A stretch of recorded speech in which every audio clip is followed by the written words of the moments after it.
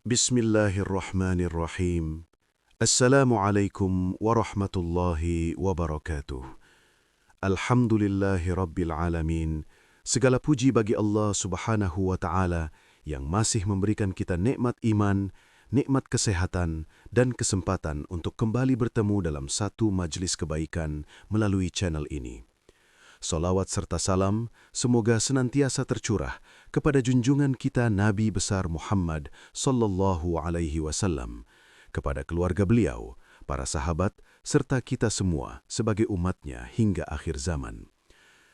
Sahabat beriman yang dirahmati Allah, semoga apapun keadaan kalian saat ini, baik yang sedang diuji dengan kesulitan hidup, kegelisahan hati, kebingungan jalan, ataupun yang sedang berjuang memperbaiki diri, semuanya selalu berada dalam lindungan dan pertolongan Allah subhanahu wa ta'ala.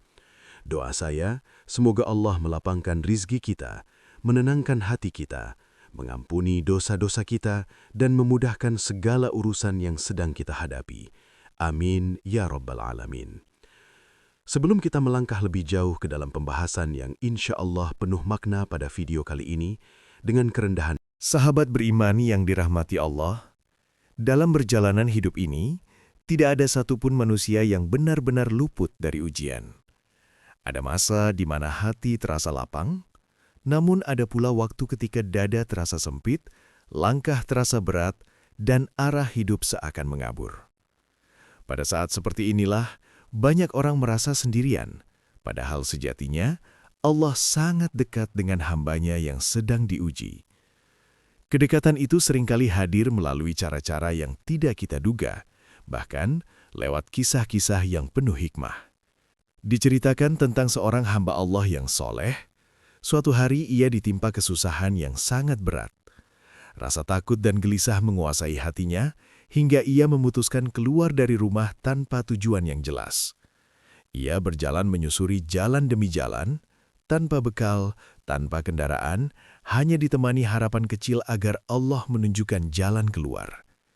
Hari demi hari berlalu, hingga ia merasakan haus dan panas yang luar biasa.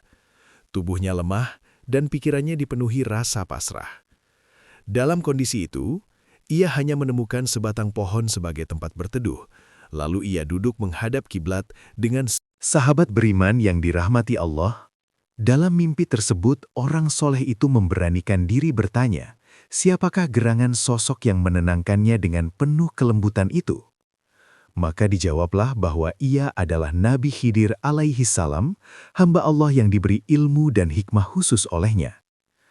Mendengar hal tersebut, hatinya semakin bergetar, bukan karena takut, tetapi karena harapan yang kembali menyala.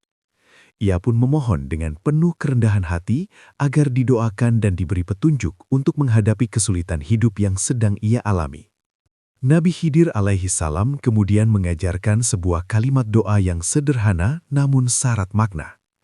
Doa ini bukan sekadar rangkaian kata, melainkan pengakuan akan sifat Allah yang maha lembut, maha mengetahui, dan maha teliti terhadap hambanya.